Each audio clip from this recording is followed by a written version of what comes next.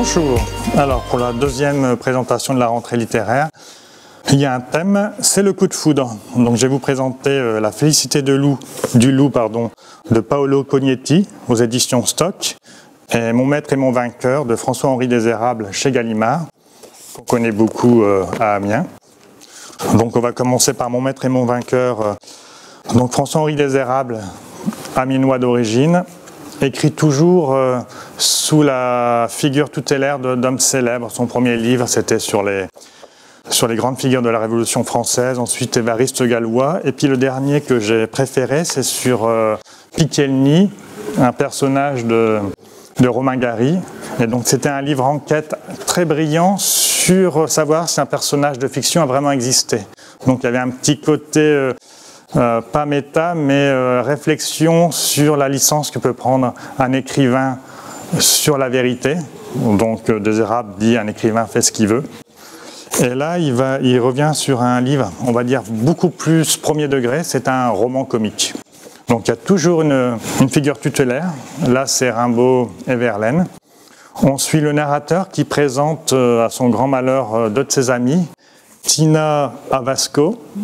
Le problème, c'est qu'ils vont avoir un énorme coup de foudre, ils ont la même passion, c'est-à-dire l'amour que portaient Verlaine et Rimbaud. Et le souci, c'est que Tina va se marier. Donc il va y avoir des scènes un petit peu apocalyptiques. C'est vraiment une histoire d'amour chaotique, avec une scène de mariage chaotique. Et là, il s'est amusé à faire vraiment un roman pour s'amuser.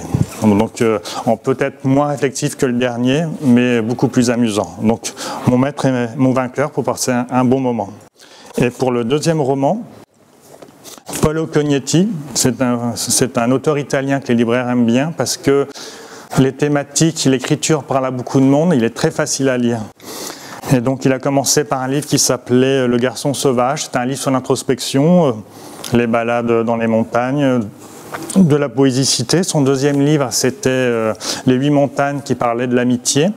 Et là, le troisième livre, il a écrit des essais, mais le troisième, on va dire, roman, La Félicité du loup, ça parle d'une histoire d'amour entre Fausto, qui a une quarantaine d'années, et Sylvia, qui en a 27, qui ont un parcours derrière eux et qui ont pratiquement choisi de vivre un petit peu, pas à l'écart, mais ils vont faire des emplois saisonniers. Ils vont se trouver dans une station balnéaire dans la montagne, se rencontrer dans un café où lui fait la plonge et elle le service.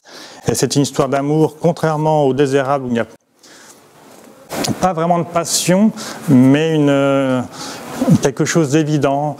Ils vont se séparer, se retrouver.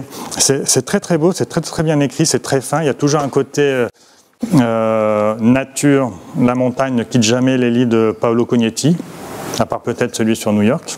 Quand elle dit, à un moment donné, tu sais, j'ai le sens de la fête. À un moment, il y a une scène où il la voit justement au milieu d'un café commencer à danser. C'est très beau. Il voit, ah, je vois ce que tu voulais dire. Voilà, ce sont des personnalités très tranchées, des adultes, une histoire d'amour très moderne. C'est vraiment très très agréable à lire, accessible, pour le coup, pas du tout cucu. Donc La Félicité du loup de Paolo Cognetti aux éditions Stock. Voilà pour les coups de foudre de la rentrée littéraire.